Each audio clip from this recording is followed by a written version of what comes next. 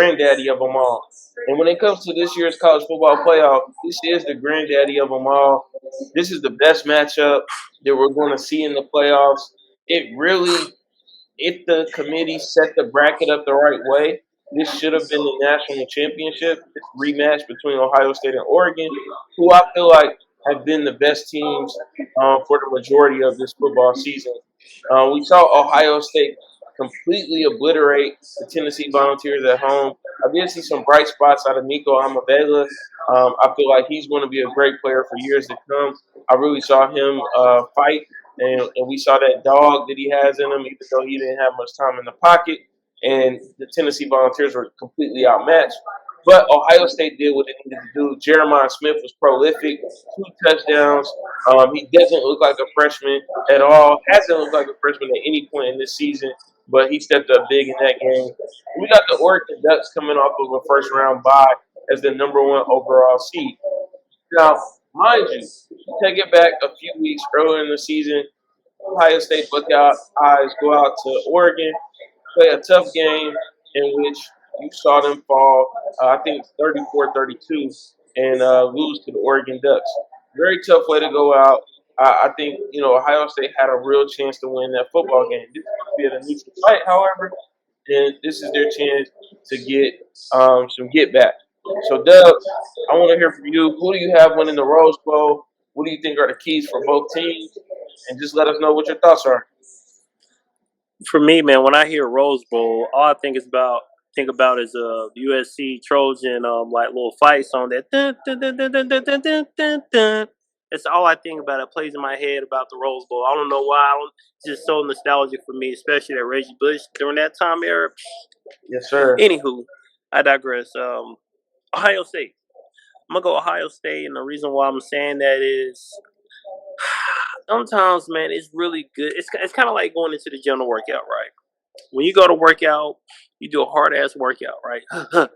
You're on the weights, you clinking and clanking, and you take off like 5 days, and then you try to do that same workout. You come on, like it atrophies. So if I work out one day, I'm sore, and I go back and work out the next day, 4 days from there, I'm not gonna be as sore as someone that worked out once and waited a gazillion days to work out again. What I'm saying is that Ohio State is probably more in tune with the team, and they're probably executing. They are executing at a high level, and they pretty much peak. So for me, I think Ohio State is not going to come out. They're going to come out pretty hard. They're not going to be rusty, and I think Oregon will, and it will be a close game. Maybe a touchdown will be the decider here, but I'm gonna have to go with Ohio State. Yeah, I think this is a tough one. When you think about Ohio State, the prolific group of receivers that they have, you think about the fact that they've been pretty dominant all season, and somehow they just let that Oregon game get away from them. Oregon undefeated early on in the season. There were some games that were pretty close, but for the most part, they've been dominant. Were dominant early on in the Big Ten championship, even though they let Penn State kind of make a comeback and get back into that game. I think the keys to the matchup here are really going to be, when you think about Dylan Gabriel and you think about Will Howard, two quarterbacks with a plethora of experience. They both played in a lot of big games and are well versed in their careers. Which quarterback comes out and plays a better game and leads his team? I think Will Howard has some better weapons around him in terms of just when you look at the backfield and Quinshawn Junkins and Henderson, Trevion Henderson. You got Egbuka. So many guys in that secondary that are great. It's tough, man. Oregon, on the other hand, you got Isaiah Stewart, you got Johnson, you got a few guys that can support Dylan Gabriel, but I really think they shouldn't have won the first game, and that was at home. So you go into this game, you got to play at a neutral site.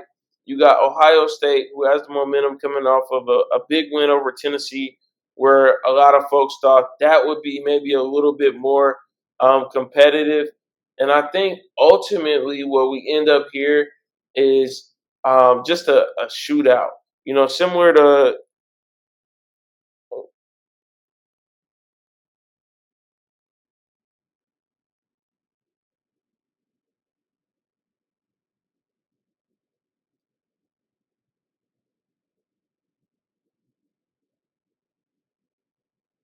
similar to what we saw in the first game, where we saw Oregon win that game in a very close fashion.